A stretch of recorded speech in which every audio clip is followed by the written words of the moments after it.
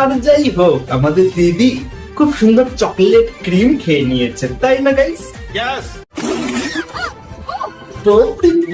এতপুর chocolate ice cream জীবনে মনে হয় দিদি পাইনি, আজ খেয়ে নিয়েছে। আর যাই হোক, দিদিরা দ্বিতীয়বার মেকআপ লাগানো লাগবে না, তাই না? সানস্ক্রিন তো একদমই লাগবে না।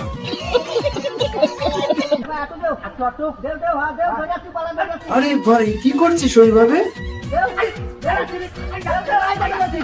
আরে ভাই, কাকুর অঙ্গ কষে একদম মেরে দিয়েছে কাকড়া। এইদিকে আমাদের দাদা গেছে পুকুরে পড়ে, আর এইদিকে আমাদের কাকু পড়েছে জ্বালায়। কি জ্বালা রে!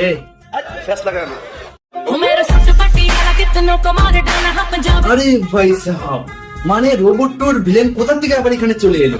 বলিস কি? এখানে তো আমাদের উর্ফি দিদি মোবাইল সাজাই চলে এসেছে।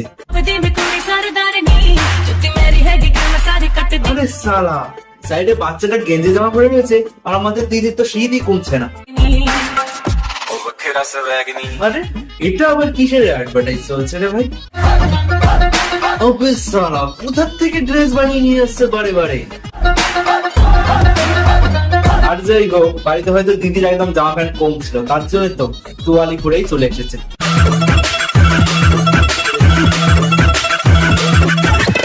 বাহ, দিদি মনে হচ্ছে সত্যিই জাদু জানে, মানে ব্যাগ ও পোশাক হয়েছিল, এখন ব্যাগ হয়ে গেছে। যাই হোক, দিদির অনেক ট্যালেন্ট আছে, দেখতে হবে, তাই না? আরে সাম, এটা কি? সবকিছুই তো দেখা যাচ্ছে দিদি। তুমি কি নিচের জন্য কোনো কিছু করোনি? জাস্ট উপরে বুক ঢাকার জন্য সবকিছু করে নিয়েছো।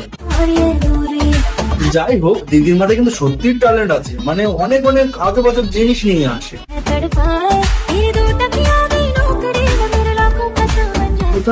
কোথা থেকে যে ড্রেস বানিয়ে নিয়ে আসে ভাই, আই এম তো শক।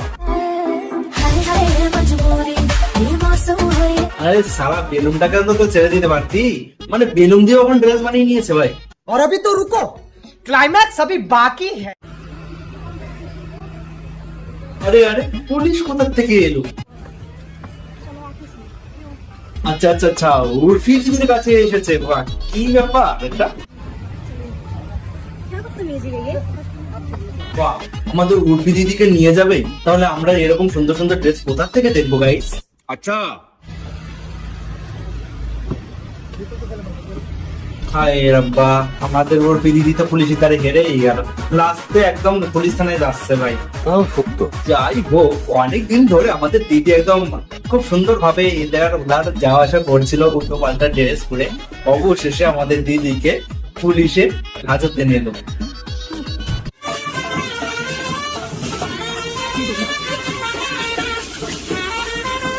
আরে ভাই, এটা আবার কোন ধরনের নাচ? পাগলা গারদের থেকে পাগলে ছুটে এলো নাকি?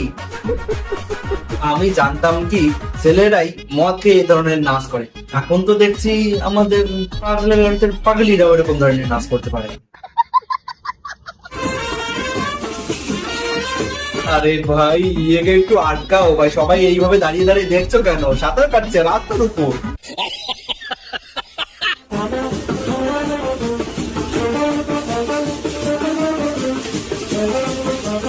দাদা আমাদের ভাঙ খেয়ে চলে এসেছে বিয়ে করতে, আর কি বলবো ভাই।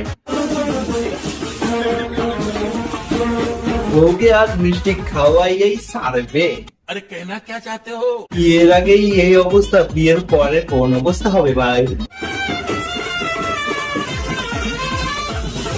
আর যাই হোক, বৃষ্টিতে বন্যা হয়ে যাক আর যাই, নাচ তো করতেই হবে, তাই না? বিয়ে বাড়ি বলে কথা।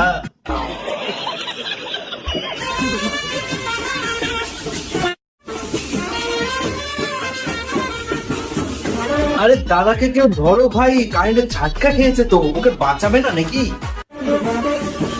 সবাই দাঁড়িয়ে দাঁড়িয়ে দেখছে, কেউ দাদাকে বাঁচানোর চেষ্টাই করছে না। আরে বাঁশকুটিতে একটা বাড়ি দিলেই তো ঠিক হয়ে যায় ভাই।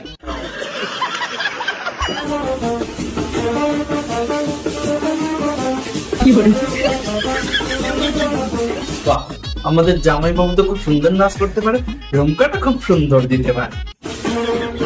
যাই হোক, বিয়ে করতে এসে শালির সঙ্গে নাচ করার মজাটাই আলাদা, তাই না? আরে তুই মুরগি এখানে কি করে নাচ করবে নাকি? আমার তো এতক্ষণ ধরে এই দুটো মুটকির নাচ সব থেকে বেশি ভালো লাগে। নাচতেই পারছে না, শুধু হাত পাই নাড়াচ্ছে। বন্ধ করো হাত জো। আরে এটা বৌদি নাকি দাদা? আরে সালা, বৌদি তো আমার মুখে দাড়ি জ্বালিয়েছে। আর যাই হোক ভাই, সেই লেভেলের নাচ তো করতে পারে ভাই। বয়স কত? 20 বছর। 20 বছর। কাকে বিয়ে করছো? তোমার স্বামী কই? তোমার বয়স কত? কিছুই বলার নেই ভাই, কিছুই বলার নেই। যা বলছে দুনিয়ায়, এরপরে আর কিছুই বলার নেই। এই 20 বছরের মেয়ের সঙ্গে 14 বছরের ছেলের বিয়ে কি হতে পারে? তোমার কি হয়? বউ? এটা কি সম্ভব? কোথা থেকে পটালো এই 20 বছরের মেয়েটাকে এই 14 বছরের বাচ্চাটা? কি দেখিয়ে পটালো ভাই? ভাববার বিষয় আছে, তাই না? तुम लोग गलती से अगर नए हो तो सब्सक्राइब करो, वो जो लाल वाला बटन है उस पर अपने जीजा जी फेंक के मारो या फूफा जी, मुझे नहीं पता, बस क्लिक हो जाना चाहिए। अब मैं भी जा रहा हूं, मुझे मुठिया पेलने जाना है। बाय। वो है